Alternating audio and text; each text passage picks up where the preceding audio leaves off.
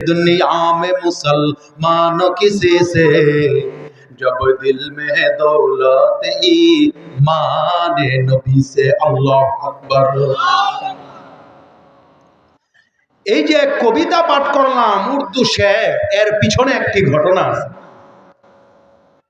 একটু ভালোভাবে খেয়াল করুন। এই কবিতার পিছনে একটি ঘটনা আছে। আমি প্রথম বছর যখন ইন্ডিয়াতে মাহফিল করতে যাই 19 সনের শুরুর দিকে, ওই সময় ভারতে হিন্দুদের পক্ষ থেকে মুসলমানদের উপর ব্যাপক অত্যাচার চলছিল।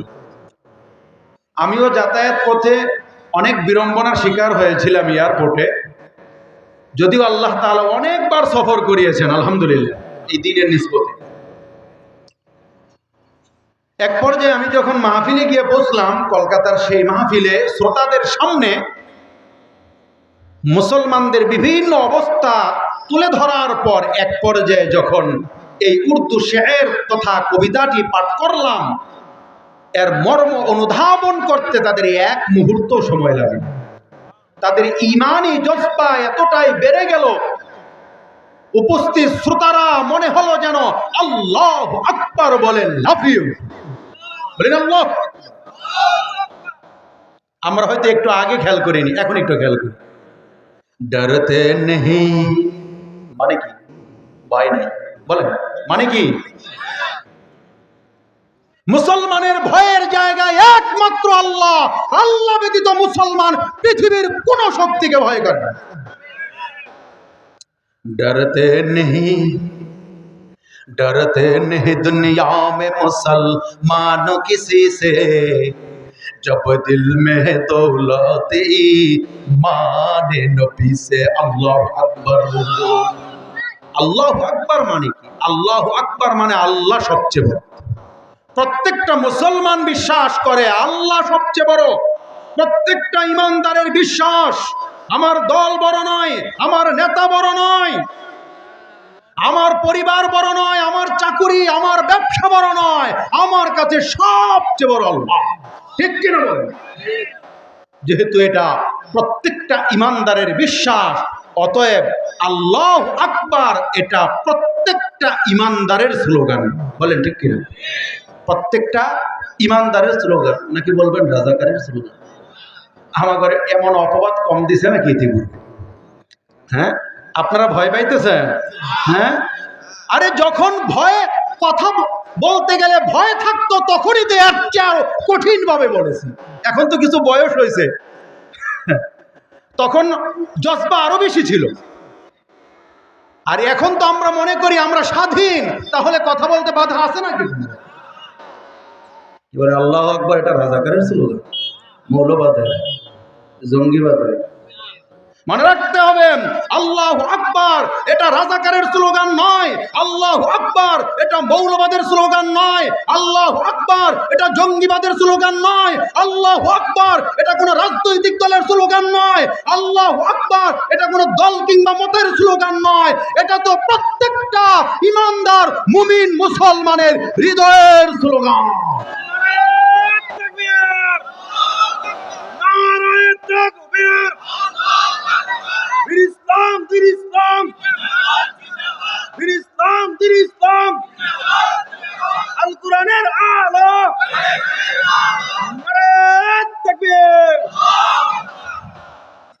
মুসলমান ইমানদার, অত্যন্ত গুরুত্বপূর্ণ একটি বিষয় আলোচনা করার উদ্দেশ্যে আপনাদের সামনে বসেছি। তার আগে একটা কথা বলি, আমার এতটুকু আলোচনার দ্বারা কি বুঝলাম, যে আমরা আজকে যে মাহফিলে আসি, এখানে আসলে গুনাহ হয় না গুনাহ মাফ হয়? বলেন গুনাহ হয় না গুনাহ মাফ হয়? অথচ বর্তমানে আমাদের দেশে এমন অনেক আয়োজন আছে, এমন অনেক অনুষ্ঠান আছে, এমন অনেক উপলক্ষ আছে যেখানে গেলে শুধু গুনাহ আর গুনাহ। আছে না নেই? আপনাদেরকে জিজ্ঞাসা করি, কনসার্টে গেলে সওয়াব হয় না গুনাহ হয়? আমাদের দেশে হয়, আপনাদের এই নরসিংদীতে মনে হয় না নাকি? হয়। ওখানে গেলে সওয়াব হয় না গুনাহ হয়? বাউল গান শুনতে গেলে সওয়াব হয় না গুনাহ হয়? আপনাদের দেশে বাউল শিল্পী আসে না? বাউল মানে বুঝেন? বাউল আরবি শব্দ, এর অর্থ হলো পেশাব। পেশাব পাক না না পাক? পেশাব পাক না না পাক? পেশাব যেমন না পাক, বাউল গানের মধ্যে এমন শিরকি আর কুফরি কথাবার্তা বলা হয় যা কোনো ইমানদার বিশ্বাস করতে পারে না। পেশাবের মতোই বাউল গান নাপাক, ঠিক কিনা?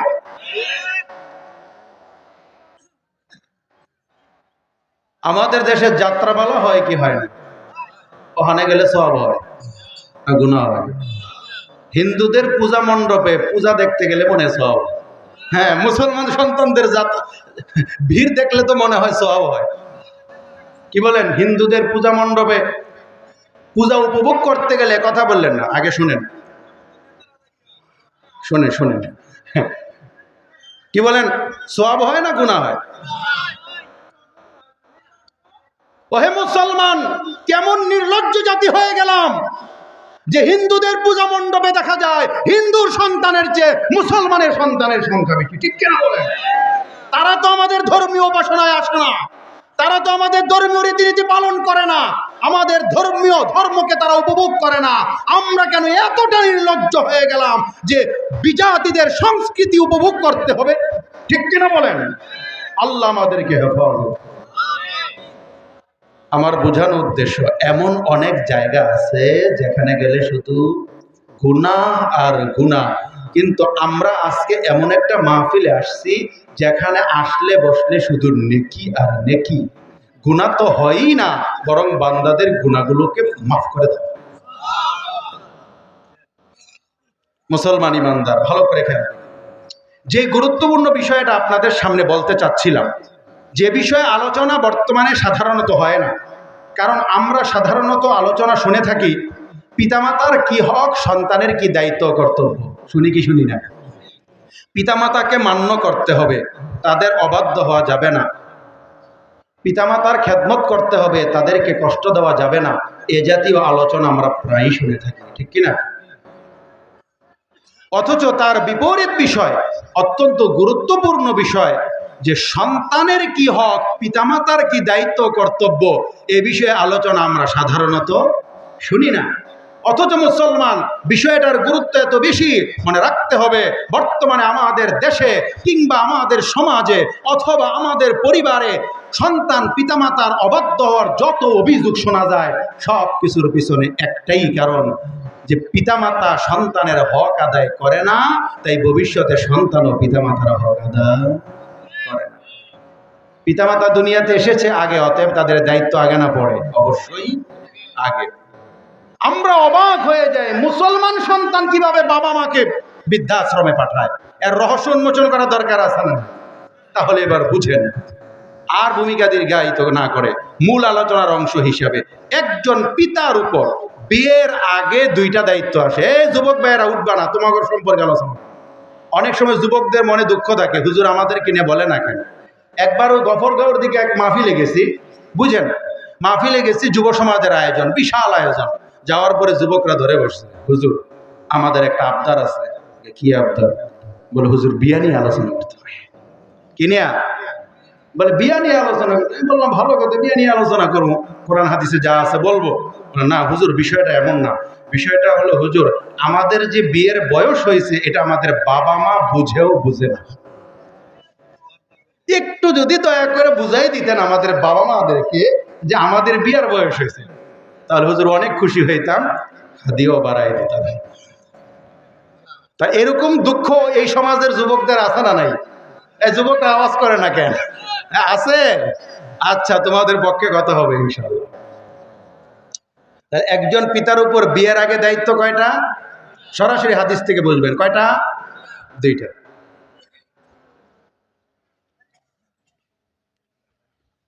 একজন পুরুষের পিতার উপর বিয়ের আগে দায়িত্ব কয়টা? দুইটা। এক নাম্বার, এমন মন মানসিকতা রাখতে হবে যে আমি হারাম খাবো না। ওইদিকেই যাচ্ছি আমি, 15 মিনিটে গেল।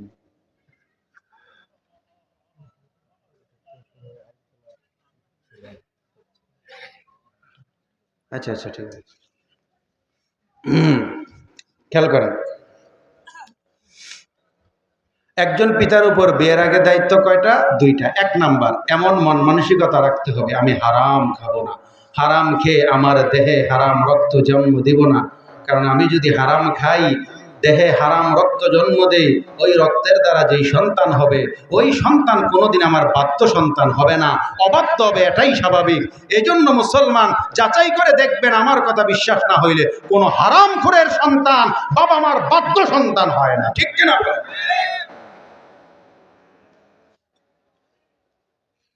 আল্লাহ পাক রব্বুল আলামিন আমাদেরকে নির্দেশ দিয়েছেন আমরা যেন হালাল খাই।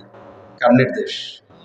শুধু ঈমানদারদেরকে নয়, প্রত্যেকটা মানুষকে আল্লাহ নির্দেশ দেন, ইয়া আইয়ুহাল্লাযীনা ইয়া আইয়ুহান নাস কুলু মিম্মা ফিল আরদি হালালান তাইয়্যিবা।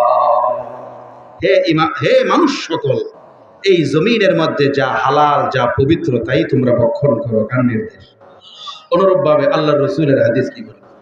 ক্বালা রাসূলুল্লাহি সাল্লাল্লাহু আলাইহি ওয়াসাল্লাম লা ইয়াদখুলুল জান্নাতা জাসাদুন উযিয়া বিল হারাম। আল্লাহর নবী বলেন, ওই দেহটা জান্নাতে প্রবেশ করবে না যেই দেহ হারামের দ্বারা গঠন হয়েছে, যেই দেহের রক্ত মাংস হারামের দ্বারা উৎপন্ন হয়, ওই দেহ কবু জান্নাতে প্রবেশ করবে না। এই জন্য মুসলমান নিয়ত করব, যতদিন বাঁচি ইনশাআল্লাহ হারাম পথে নয়, হালাল পন্থায় উপার্জন করব। কে কে রাজি? হাত তুলে দেখা। আল্লাহ আমাদের সবাইকে কবুল করুন। হাত তুললাম মানে নিয়ত করলাম, হাত তুললাম মানে নিয়ত করলাম। নিয়ত করলে কি লাভ জানেন? মুমিন বান্দার উপর আল্লাহ পাকের এত রহম, ইমানদার বান্দা যখন কোনো আমলের নিয়ত করে, নিয়ত করার পরে যদি আমলটা করতে নাও পারে, আল্লাহ তাআলা বান্দার আমল নামায় নেকি জমা করে দেয়। তার মানে এই যে নিয়ত করলাম, সঙ্গে সঙ্গে আমল নামায় নেকি জমা হয়ে, আলহামদুলিল্লাহ বলেন। এই জন্য মুসলমান ইমানদার হালাল পন্থায় উপার্জন করব, কারণ হালালের মধ্যে আল্লাহ অনেক অনেক বরকত রেখেছেন, হারামের মধ্যে বরকত নাই। বরকত কিসের মধ্যে? হারামে না হালালে? হালাল যদিও কম হয়, তার মধ্যে বরকত। এই জন্য দেখবেন একজন হুজুর মাদ্রাসায় শিক্ষকতা করে, কয় টাকাই বা বেতন পায়, উপার্জন কম, কিন্তু তার মধ্যে বরকত আছে না নাই? হালাল সামান্য মসজিদে ইমামতির টাকার মধ্যে বরকত আছে, হালাল সামান্য ব্যবসার উপার্জনের মধ্যে শুধু বরকত আর বরকত। কিন্তু হারাম যদিও তা দেখা যায় বেশি, তার মধ্যে আল্লাহ বরকত রাখেন না, ঠিক কিনা বলেন? তাহলে এটা কয় নম্বর দায়িত্ব? 1 নম্বর। যে এখনো বাবা হয় নাই, বুঝেন আমার সময় কম, হয়তো শেষ পর্যন্ত যাইতে পারবো না, কিন্তু বিষয়টা আপনারা যতক্ষণ চাইবেন ততক্ষণ, আপনারা চাইবেন না সরে যাবেন। কয়টা দায়িত্ব বলছিলাম? 2টা। 1 নম্বর বললাম। আচ্ছা, এই দায়িত্ব শুধু যে বাবা হবে তার না, আমাদের সবার? বলেন, আমাদের সবার এক দায়িত্ব। 2 নম্বর, সন্তানের মা নির্বাচনে বিচক্ষণতার পরিচয়। একজন পিতাকে বিয়ের আগে সন্তানের মা নির্বাচনে বিচক্ষণতার পরিচয় দিতে, এমন মন মানসিকতা রাখতে হবে যে আমি এমন বেদিন নারীর পেটে সন্তান জন্ম দিব না, যেই নারী বেদিন হওয়ার কারণে দ্বীনদারিতার অভাবে আমার কলিজার টুকরা সন্তানটাকে জাহান্নামে নিয়ে যাবে। বরং বুঝে শুনে দেখে শুনে একজন দিনদার পরহেজগার নারীকে স্ত্রী হিসাবে গড়ে উঠাইতে হবে, ঠিক কিনা বলেন? যে এই বিষয়টার প্রতি যারা খেয়াল করে নাই, আমাকে বলতে হবে না, তারা নিজেরাই বুঝতেছে সংসারে কি অবস্থা চলতেছে, ঠিক কিনা বলেন? আমাদের অবস্থা এমন হয়, অনেক সময় অনেক মাহফিলে জিজ্ঞাসা করি, সুখে আছেন কে কে, একটু বুকে হাত দিয়ে বলেন তো, দেখি হাত নড়ে না। হাত নড়ে না, তার মানে ভেজাল আছে, তার মানে ভেজাল আছে। যারা এই বিষয়টা খেয়াল করে নাই, দিনদার নারীর প্রতি গুরুত্ব দেয় নাই, তারা বুঝতেছে সংসারের কি অবস্থা, দুনিয়াটাই যেন জাহান্নামের টুকরায় পরিণত হবে। ঠিক কিনা বলা? দেখেন এ প্রসঙ্গে আল্লাহ রসুলের হাদিস কি বলে। আলা রাসূলুল্লাহি সাল্লাল্লাহু আলাইহি ওয়াসাল্লাম তুনকাহুল মারআতু লিআরবাইন তুনকাহুল মারআতু লিআরবাইন লিমালিহা ওয়া লিহাসাবিহা ওয়া লিজামালিহা ওয়া লিদীনিহা ফাযফার বিযাতিদ্দীন তারিবাত ইয়াদা। আল্লাহর নবী বলেন, ওহে যুবক, তুমি যখন বিয়ে করবা ভালোভাবে মনে রাখবা দুনিয়ার নারীদেরকে 4 ধরনের গুণ দেখে বিয়ে করা হয়। কয় ধরনের? কেউ বিয়ে করে নারীর ধন সম্পত্তি দেখে, কেউ বিয়ে করে নারীর বংশ মর্যাদা দেখে, কেউ বিয়ে করে নারীর বাহ্যিক সৌন্দর্য দেখে, আবার কেউ আছে বিয়ে করে দিনদারিতার প্রতি খেয়াল করে। আল্লাহর রাসূল বলেন, ওহে যুবক, তুমি যখন বিয়ে করবা নারীর ধন সম্পত্তিকে গুরুত্ব দিবা না, নারীর বংশ মর্যাদার প্রতি খেয়াল করবা না, নারীর বাহ্যিক সৌন্দর্যকে প্রাধান্য দিবা না, বরং দিনদারিতাকে প্রাধান্য দাও। দিনদারিতাকে যদি প্রাধান্য দাও, একজন দিনদার পরহেজগার নারী স্ত্রী হিসেবে যদি তোমার ঘরে উঠাও, জেনে রেখো ওই দিনদার নারী নিজে যেমন জান্নাতি হবে, তোমার কলিজার টুকরা সন্তানটাকেও জান্নাতি বানাবে। এজন্যই তো আল্লাহর রাসূল বলেন, আদ-দুনিয়া কুল্লুহা মাতা, সারা দুনিয়াটাই সম্পদ। ওয়া খায়রু মাতা'আদ দুনিয়া আল মারআতু সালিহা, আর এই দুনিয়ার মধ্যে সবচেয়ে দামি যেই সম্পদ, সেই সম্পদের নাম হলো নেককার নারী। কারণ কি জানেন? কারণ যেই ঘরের নারী নেককার হয় তার উসিলায় ঘরের অন্য সদস্যরাও নেককার হয়। ঘরের মা যদি নেককার হয় তার উসিলায় সন্তানেরাও নেককার হয়। ঘরের স্ত্রী যদি নেককার হয় তার উসিলায় স্বামীও নেককার হয়। ঘরের নারী যদি নেককার হয় এই দুনিয়ায় থেকে জান্নাতের শান্তি পাওয়া যায়। এজন্য মুসলমান নিয়ত করি নেককার নারীকে স্ত্রী হিসাবে ঘরে উঠাইব। রাজি আছি কে? রাজি আছি তো ইনশাআল্লাহ? যুবকরা হাত উঠা। হ্যাঁ না, অনেকে হাসাহাসি করতেছে, মুরব্বীরা উঠাইছে কেন? হোক, সমস্যা কি? ভবিষ্যৎ প্রজন্মের জন্য খেয়াল রাখো, নাকি বলেন? ছেলে আছে, নাতি আছে, তাদের জন্য খেয়াল করো। হ্যাঁ না, হুজুর বলছে উঠাইছি, ঠিক কিনা? আচ্ছা, কয়টা দায়িত্ব বলেন? কয়টা? 2টা। বিয়ের পরে না বিয়ের আগে? মুসলমান ইমানদার ভালো করে খেয়াল করবেন। অনেক সময় অনেক পুরুষের মনে দুঃখ, তার স্ত্রী নেককার না, স্ত্রী বেদিন, কথা শোনে না, মহব্বত নাই। এই সমাজে মনে হয় নাই? আছে এইরকম দুঃখওয়ালা, দুঃখ দুর্দশাওয়ালা পুরুষ আছে না নাই? আবার দেখা যায় অনেক সময় অনেক নারীর মনে দুঃখ, স্বামী দিনদার না, স্বামীর সঙ্গে মহব্বত নাই। কি বলেন, এমন আছে না নাই? আল্লাহ পাক রব্বুল আলামিন স্বামী স্ত্রী উভয়কে দোয়া শিখায় দেন। আল্লাহ পাক রব্বুল আলামিন কোরআনে কারিমে এই দোয়াটার বিবরণ দেন। রব্বানা হাব লানা মিন আজওয়াজিনা ওয়া যুররিয়াতিনা কুররাতা আ'য়ুনিন ওয়াজআলনা লিল মুত্তাকিনা ইমামা।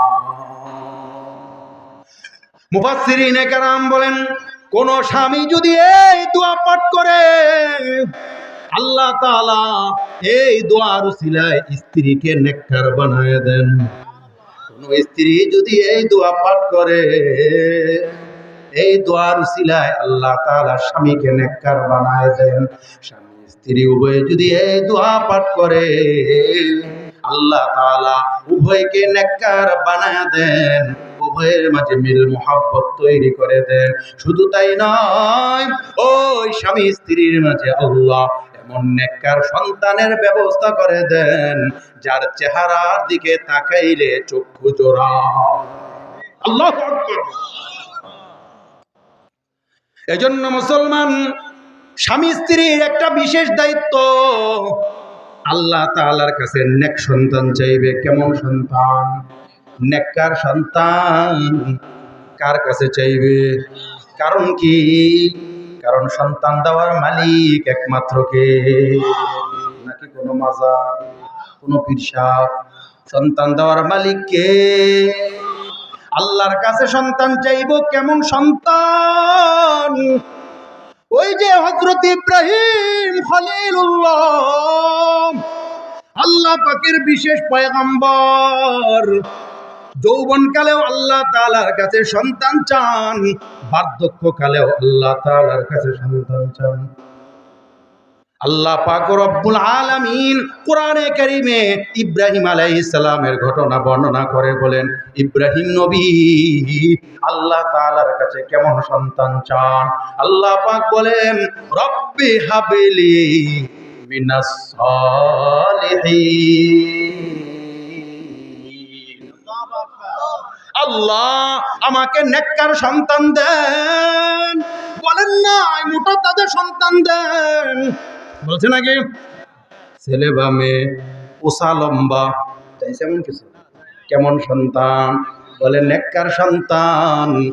কার কাছে চাইছে? অপর এক আয়াতে সূরা ইব্রাহিম আল্লাহ পাক রব্বুল আলামিন ইব্রাহিম আলাইহিস সালামের ঘটনা বর্ণনা করতে গিয়ে বলেন, ইব্রাহিম নবী আল্লাহর কাছে কেমন সন্তান চান? রব্বি জাআলনি মুকিমাস সালাহ ওয়া মিন যুররিয়্যাতি রব্বানা ওয়া তাকাব্বাল দুআ।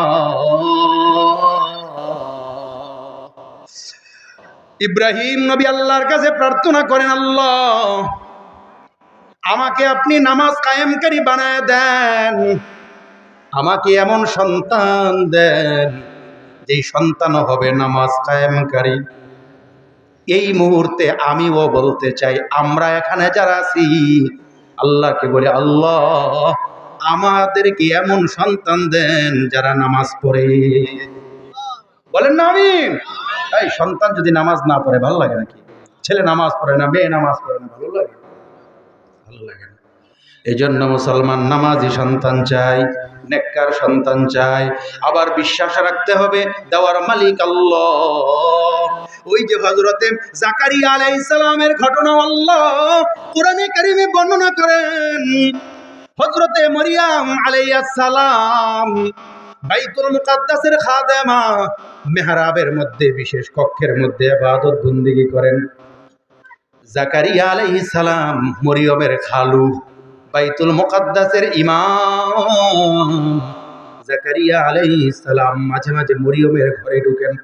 মরিয়মের ঘরে ঢুকে অবাক, মরিয়মের সামনে অনেক সুন্দর সুন্দর ফল ফলাদি সাজানো। এত সুন্দর ফল দুনিয়াতে এর চেয়ে সুন্দর টসটসা ফল কল্পনা করা যায় না। জাকারিয়া নবী মরিয়মকে জিজ্ঞাসা করে, ওহে মরিয়ম আন্না লাকি হাযা, এই ফল ফলাদি কোথা থেকে আসছে? মরিয়ম জবাব দেয়, হুয়া মিন ইনদিল্লাহ, কার পক্ষ থেকে? জাকারিয়া আলাইহিস সালাম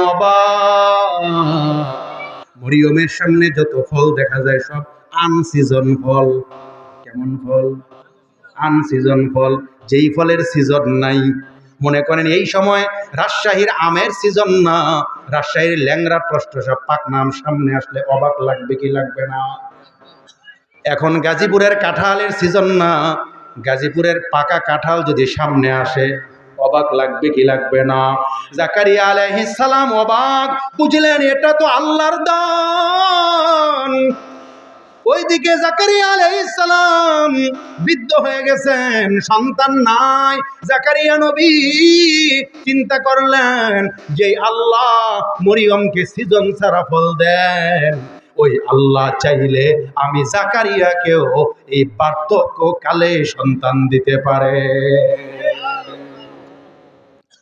জাকারিয়া আলাইহিস সালাম বৃদ্ধ হয়ে গেছেন, অপরদিকে ওনার স্ত্রীও বৃদ্ধা, তার উপর আবার বন্ধা, সন্তানের কোনো আশা নাই, কিন্তু দিতে পারেন কে? এই জন্য আল্লাহ পাক রব্বুল আলামিন জাকারিয়া আলাইহিস সালামের ঘটনা ভাবে বর্ণনা করেন, নালিকা দাআ জাকারিয়া রাব্বা ক্বালা রাব্বি হাবলি মিন লাদুনকা যুররিয়াতান তাইয়্যিবা। জাকারিয়া আলাইহিস সালাম আল্লাহ তাআলার কাছে সন্তান চান। কেমন সন্তান? আল্লাহ তাআলা ঘটনা বর্ণনা করতে গিয়ে বলেন, জাকারিয়া নবী আল্লাহর কাছে বলেন, রব্বি হাবিলি রব্বি হাবিলি মিন লাদুনকা যুররিয়াতান তাইয়্যিবা। আল্লাহ তোমার পক্ষ থেকে এমন সন্তান দাও যেই সন্তান হবে তাইয়্যিবা, যেই সন্তান হবে পবিত্র, যেই সন্তান হবে নেককার। কেমন সন্তান চাইছেন বলেন? নেককার সন্তান। আল্লাহ পাক রব্বুল আলামিন জাকারিয়া আলাইহিস সালামের দোয়া কবুল করে নেন। আল্লাহ তাআলা জাকারিয়া আলাইহিস সালামকে কি সুসংবাদ দেন, এ কথাও আল্লাহ কোরআনে কারীমে বিবরণ দেন। ইয়া জাকারিয়া ইন্না নুবাশশিরুকা বিগুলামিন ইসমুহু ইয়াহইয়া। হে জাকারিয়া, আমি আল্লাহ তোমাকে একটা নেক সন্তানের সুসংবাদ দেই, এমন নেক সন্তান যেই সন্তান নবী হবে। আল্লাহু আকবার। শুধু তাই নয়, ইসমুহু ইয়াহইয়া, তোমার সন্তানের নাম পর্যন্ত আমি আল্লাহর পক্ষ থেকে রেখে দিলাম। আল্লাহু আকবার। আল্লাহর কাছে কেমন সন্তান চাইব? নেক সন্তান। আল্লাহ পাক রব্বুল আলামিন যখন সন্তান দেন, তখন আল্লাহ পাকের শুকরিয়া আদায় করব।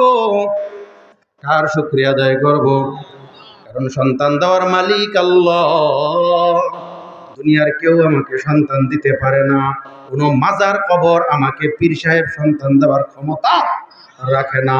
এই জন্য মুসলমান সন্তান পাওয়ার পরে আল্লাহ পাকের নিয়ামতের শুকরিয়া আদায় করব। ছেলে পাইলেও শুকরিয়া আদায় করব, মেয়ে পাইলেও শুকরিয়া আদায় করব। হয়তো আপনি ছেলে চাইছেন, আল্লাহ মেয়ে দিছেন, হয়তো আপনি মেয়ে চাইছেন, আল্লাহ ছেলে দিছেন। এই জন্য নারাজ হব না, এই জন্য না শুকরিয়া করব না। কারণ ছেলে মেয়ে যেটাই দেন সবই কার দান। আপনার কাছে হয়তো আজকে ছেলে সন্তান ভালো লাগে না, আপনার কাছে হয়তো আজকে মেয়ে সন্তান ভালো লাগে না, অথচ মুসলমান এমন অনেক আল্লাহর বান্দা আছে, এমন অনেক আল্লাহর বান্দি আছে, দিনের পর দিন, রাতের পর রাত, বছরের পর বছর আল্লাহর কাছে ফরিয়াদ জানায়, আল্লাহ একটা সন্তান দেন, একটা সন্তান দেন। আল্লাহ ফরিয়াদ কবুল করেন না, হয় কি হয় না? অনেক মায়েদের অবস্থা এমন আছে, আল্লাহর কাছে প্রার্থনা জানায়, একটা সন্তান দে আল্লাহ, একটা সন্তান দে। কামাই খাওয়ার আশা নাই, জানাজা পড়াবে কে? ঠিক কিনা বলেন? কামাই খাওয়ার আশা নাই, জানাজা পড়াবে কে? আমার আপনার সন্তান যেন আমার আপনার জানাজা পড়ায়, আল্লাহ কবুল করে নেন। জোরে বলি আমিন। তাহলে ছেলে মেয়েটা কার দান? আল্লাহ পাক বলেন, ইয়াহাবু লিমান ইয়াশাউ ইনাতাও ওয়া ইয়াহাবু লিমান ইয়াশাউ যুকুর আও ইউযাউইজুহুম যুকরানাও ওয়া ইনাথা ওয়া ইয়াজআলু মান ইয়াশাউ আকিমা। আল্লাহু আকবার। আল্লাহ পাক বলেন, আল্লাহ তাআলা যাকে চান মেয়ে দেন, যাকে চান ছেলে দেন, যাকে চান আল্লাহ ছেলেও দেন মেয়েও দেন। আবার কাউকে কাউকে আল্লাহ বন্দা বানায় রাখেন, ছেলেও দেন না মেয়েও দেন না। কি বলেন, আছে না নাই?